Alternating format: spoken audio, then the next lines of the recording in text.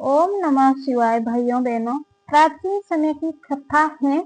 जो भी भक्त सच्चे दिल से सोमवार व्रत की इस पवित्र कथा को सुनता है तो इसके जीवन के सारे कष्ट और दरिद्रता दूर होती है।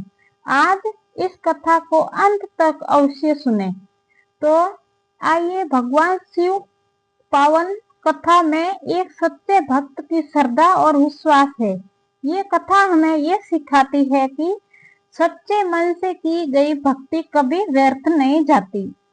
जब इंसान पूरी आस्था और विश्वास के साथ भगवान शिव की पूजा करता है तो भोलेनाथ उनकी हर मनोकामना पूरी करते हैं। सोमवार व्रत विशेष रूप से भगवान शिव को प्रसन्न करने के लिए रखा जाता है। इस व्रत में सुख शांति और संतान सुख प्राप्ति होती है। अगर आप जीवन में सुख शांति सफलता चाहते हो तो इस कथा को अंत तक जरूर सुने। तो चलिए कथा शुरू करते हैं। प्राचीन समय की बात है। एक छोटे से गांव में एक वैशाली नाम की गरीब महिला रहती थी। वो हर सोमवार को भगवान शिव जी का व्रत करती, पूरे तन मन से शिव जी की पूजा करती थी। लेकिन वैशाली का जीवन बहुत कठिन था। घर में गरीबी थी और पति भी बीमार रहता था और संतान का भी सुख नहीं था। फिर भी उसने कभी अपनी भक्ति नहीं छोड़ी। हर सोमवार वो सुबह जल्दी उठकर साफ वस्त्र धारण करके शिवलिंग पर जल चढ़ाती, दूध चढ़ाती और बेलपत्र चढ़ाती और हमेशा ओम नमः शिवाय का जाप करती थी।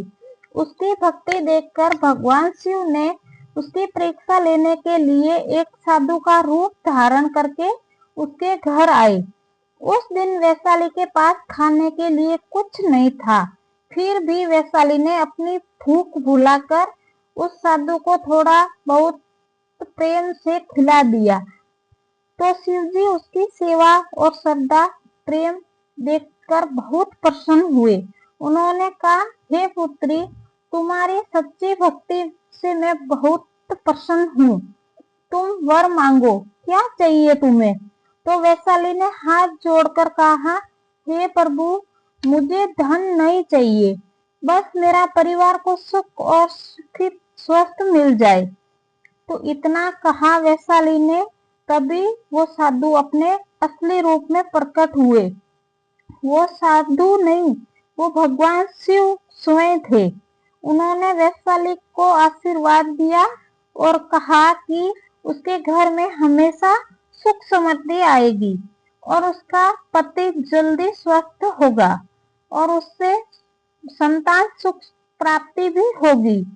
तो कुछ समय बाद शिव जी का आशीर्वाद से वैशाली का जीवन बदल गया। घर में खुशहाली छा गई और उसकी सभी मनोकामना पूरी हो गई। तो भगवान शिव जी को प्रसन्न करने के लिए सबसे शक्तिशाली व्रत है ये। सच्ची भक्ति और भाव सेवा से भगवान अवश्य प्रसन्न होते हैं।